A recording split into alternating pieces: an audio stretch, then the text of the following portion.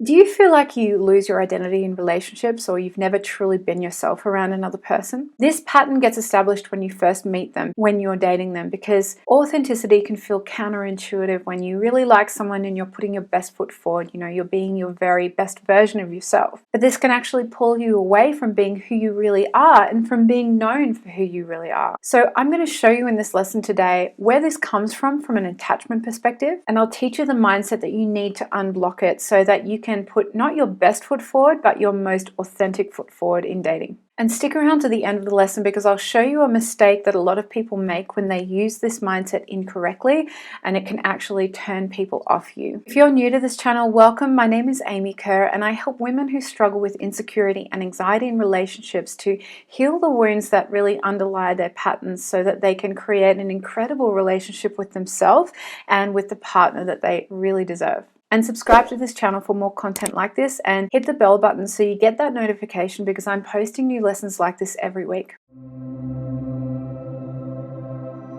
Now, before we start today's lesson, I want to announce that a few places have opened up on my calendar for a free one-to-one with me for the Love by Design program.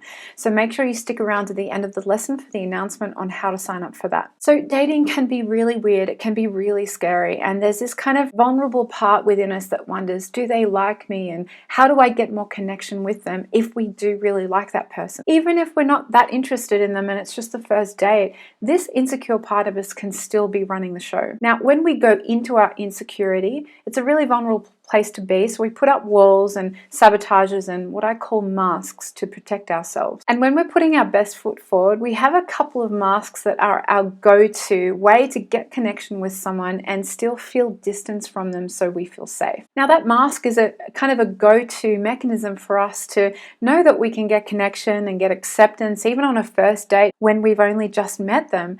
And they are kind of an authentic version of us, but they actually have an underlying way that they create separation and distance with people. Mine, for instance, is my ability to listen. I tend to ask lots of questions and make that person feel really comfortable, and they'll feel an instant connection with me because they felt like they could really open up and tell me anything. Now, obviously that works against me, because what ends up happening is they don't actually get to know who I really am, because I don't get a chance to open up, and I don't get to establish if they really like me for me or they really like my company because I'm a good listener. And to be honest, that mask really attracted people that really were into themselves and people that generally share too much. And it turns out that people who are really available at the start tend to be not available for a relationship down the line in a few months. Why do we do this? Why do we put up these masks to get connection?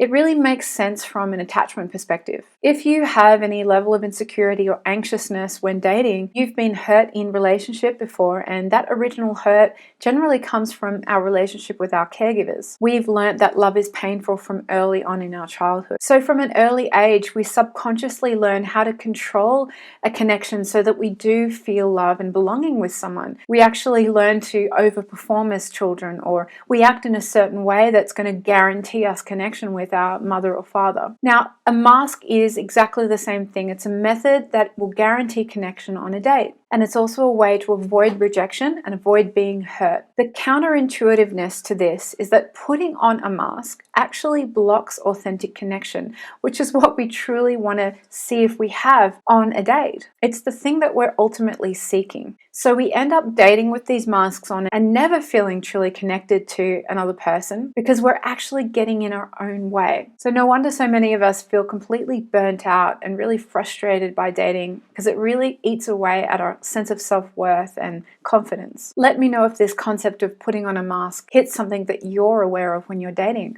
What mask is your go-to to feel safe on a date and to know you get connection, but kind of gets in your way as well? Now, the solution for this is not as easy as simply taking our mask off, because that's probably the scariest thing we can do, right? Because we have a real fear that we're actually not worthy of love and that person won't really like what's underneath. This core belief from childhood that love is painful comes with this personalization piece, because we feel that because we never got that love, it means that there's something inherently broken about us. So shame is what really is the glue that's keeping these masks on for us in our adult relationships. Now, firstly, when you're dating, it's important to have really healthy boundaries in place so that you date in a self-paced way that doesn't activate your insecure attachment. And I have an entire video on how to do that here. So the mindset shift is to not take the mask off straight away, but to really strengthen what's underneath it, which is your sense of self, your identity, what you know and love about yourself, and what you know to be absolutely true and valuable about who you are. The more secure we can feel in who we are, the less we need to keep that mask on when we're connecting with people. And honestly, vulnerability about yourself and your flaws and the way you embrace that can be truly endearing and really sexy. So knowing yourself and being able to articulate that and embrace it with confidence and detachment from needing their validation or their approval is a really magnetic quality to have. So we need to start learning to ease into vulnerability even when our body is telling us it isn't safe to do so, which is the predominant feeling when you're dating, because it's a really scary situation and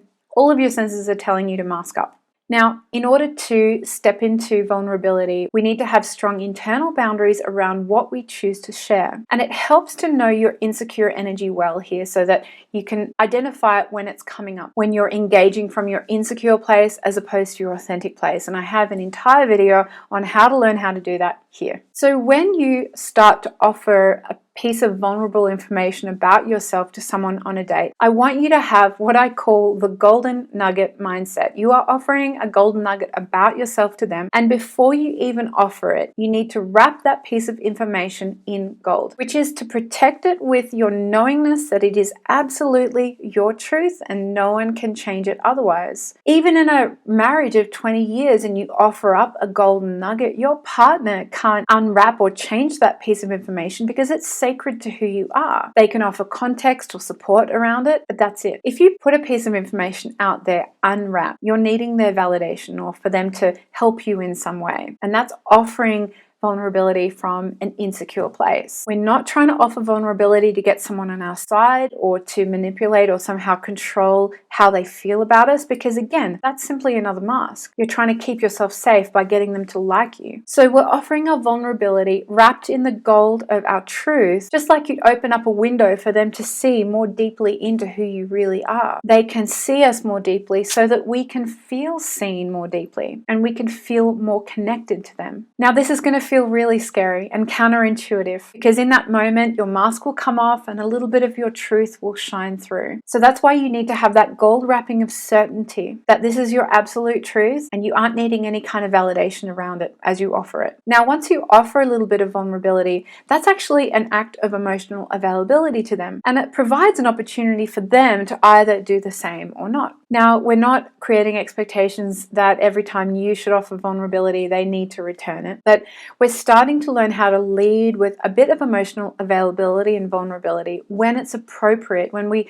like this person and we want to open up a little bit more in a conscious way. And this is allowing us to then really see what's going on for them, how they choose to respond. Because exchanges have a mirror effect. If you're secure and empowered in yourself, and they back away or create space or go kind of weird, there's a chance your security and vulnerability has touched a nerve in them and they're not able to return it with the same availability, which means that they're possibly not as emotionally available as you are. That is really great data to be collecting early on with someone. And this is a part of the dating scientist mindset that I teach inside my program, Love by Design. You can also see in this way if someone becomes too available to you, which I've mentioned earlier on was a pattern of mine, attracting people that overshare too much too soon. And it's a great indication that their oversharing is actually their mask. They're trying to force connection too soon, which is again a weapon or a mask in a way that they're trying to control the outcome, and it may mean that they're less emotionally available. There's this real balancing act here, knowing when it's right to open up a little bit and when it's right to pull back and have space for them to either choose to step in with availability or not. And you'll get better at practice, and it really will depend on when you choose to open up and who you're choosing to open up with as well. You'll get better at practice, but the very first step is to become aware of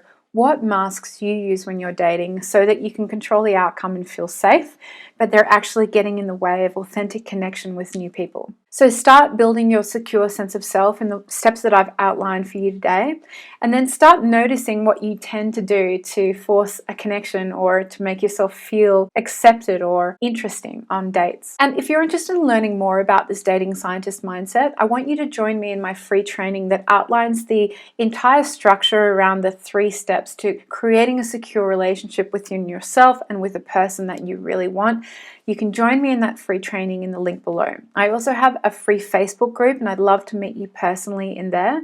And the application for the free one-to-one for the Love by Design program is also in the description below. Now, if you found this video helpful today, I'd love to hear from you. What landed for you? What questions do you have? Please leave a comment below. And click the like button on this video because it will really help this channel out to get more people to see this valuable information. And here are a few next step lessons for you to go forward and learn from so that you can start creating a more authentic and secure relationship with yourself and creating an incredible relationship, of course, with a partner that you really desire. And for now, I'll see you in the next video.